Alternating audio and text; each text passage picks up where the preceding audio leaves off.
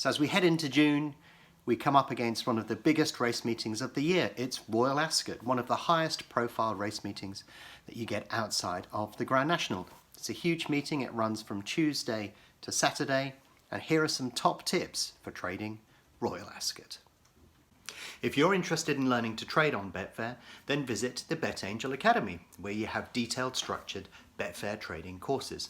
Or why not visit our website where you can download a free trial of BetAngel Professional, but also visit the forum where you can get detailed images, examples, and downloadable files. And don't forget to subscribe to our YouTube channel and click on the bell icon if you want notification of new videos as they're released. When you get a big race meeting like Ascot, it's worth spending a lot of time putting your focus into those races. Of course, there will be other racing going on around there, but the volume and the interest in Ascot will take a little bit of activity away from the other race meetings that are on that particular day. So the first time I ever really went for it at Royal Ascot was in 2006, and I thought I did pretty well there over the entire meeting. But as the years have passed, I've got more and more confident. There's more things I can figure out that work in these types of markets. So if you look at last year, you'll see that even my total on BetDeck ended up pretty large, as it were, especially in comparison to 2006. Now you get some good years and bad years depending upon how the markets behave. Last year I thought actually didn't go as well as perhaps it should have done, but some years can be pretty spectacular. And when your focus is there and you get the right sort of markets and they tend to trade really well and there are no interruptions and all of these other things, then you can get some pretty spectacular totals out of Ascot. So it is a key meeting for me, and it's something that I'm going to really put a lot of focus into again this year.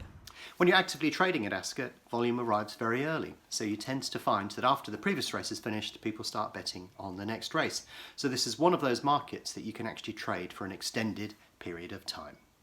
Now, one of the things you know at big race meetings is you get some very large turnover races, and that can be a problem because the market gets very congested. But what tends to happen is the volume arrives much earlier and it tends to crush a lot of the other races that are around it, so you need to be aware of that. Last year, the biggest race turned over 3.6 million, but it has been much higher. Back in 2012, we had Frankel and Black Caviar running at very, very short odds. So the race with Frankel in it turned over about 6.5 million, and the race with Black Caviar, which was a high-profile feature race, actually turned over £12.5 million. So there are some huge races around here, but obviously Royal Ascot suffers from the same thing when you get these big race meetings and the market can be pretty congested. So you may want to start a little bit earlier, adapt your style, or perhaps move away from the favourite if you want to trade it effectively. Now obviously, as I've said before in other videos, I love those big races, but not everybody does. But necessarily there are many options that you've got in other ways of trading these particular races if you want to avoid the big ones. The general rule of thumb is if it's a feature race, if it's the big race of the day, turnovers are going to be massive, large, unmatched bet amounts lurking all over the book, and generally the shorter the price of the favourite, the more money there will be in the market.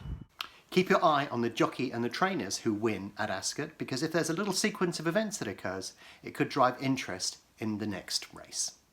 So when you mention Ascot, everybody remembers that Frankie Dettori won 7 out of 7 races here in one of the most unprecedented feats in horse racing.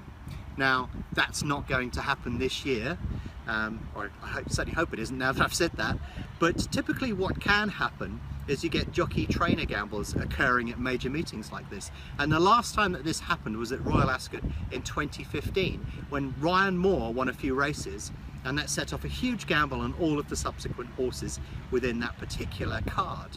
So keep your eye out during Royal Ascot if this is going to happen again. If you get 1 or 2 winners, some of them unexpected or maybe at a decent price with a certain jockey-trainer partnership, then that could happen again in 2017.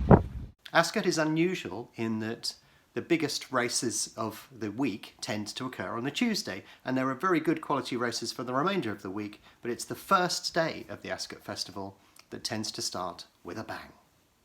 Over the last 10 years, it's turned over an average of about 65 million over the course of the meeting, and the meeting runs from a Tuesday to a Saturday.